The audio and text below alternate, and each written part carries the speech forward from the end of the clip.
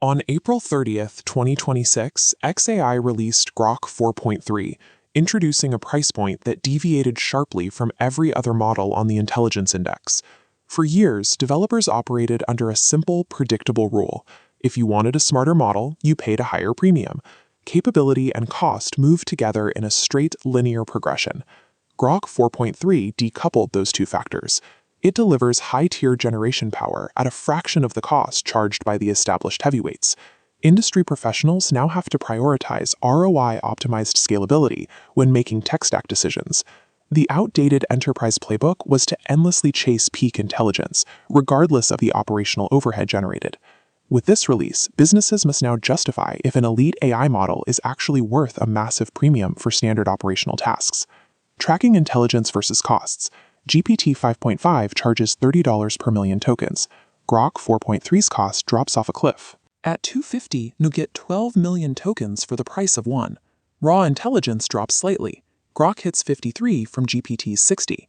You are getting 90% of the performance for less than 10% of the cost, forcing developers to evaluate if that slight performance dip is sufficient for their specific apps. Deploying high-volume automated customer service loops and real-time data processing relies on a high ratio of output volume to budget. Looking at this quadrant chart mapping cost efficiency against task complexity, we see how Grok's output efficiency reduces operational budget overhead for high-volume tasks.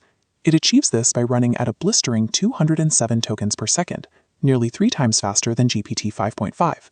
It also includes native multimodal capabilities, meaning you can feed it direct video inputs and complex PDF documents straight out of the box.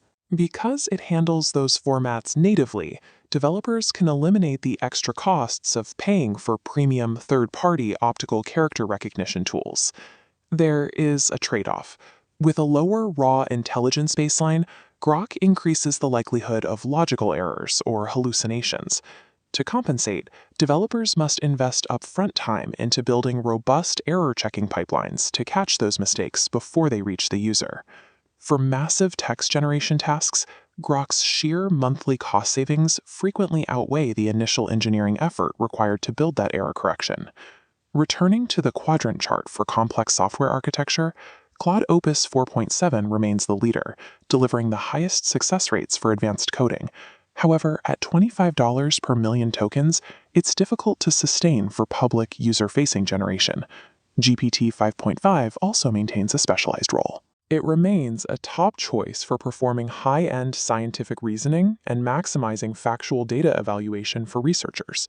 These premium models remain essential precision instruments for developers, but if you apply them to basic data routing, they will significantly impact your operating margins.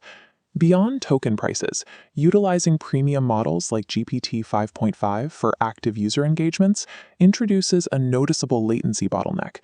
Operating at a third of Grok's speed can severely interfere with the rapid responsiveness required by real-time software applications and active users. Grok carries its own unique liabilities, specifically the informal signature xAI edge present in its default communication style. If you are presenting outputs to strict corporate clients, you will have to use aggressive system prompting to sanitize Grok's tone. This direct rawness contrasts with the safe, highly sanitized default outputs provided by both Claude and GPT. Paying a premium ensures brand safety and precision out of the box, while choosing budget speed requires active management of the AI's personality. Relying on a single premium AI model for every internal task creates significant financial waste in this new market. This decision tree helps map your requirements. The first question is, does your workflow require complex software coding or peak scientific precision? If you are a solo developer, application architect, or scientific evaluator, you route down the left path toward Claude 4.7 or GPT 5.5. For these specific users, the extreme cost premium acts as a necessary insurance policy to ensure factual and functional accuracy. Looking back at the tree for the second routing question, is your business scaling massive text outputs, real-time agentic generation, or bulk document processing?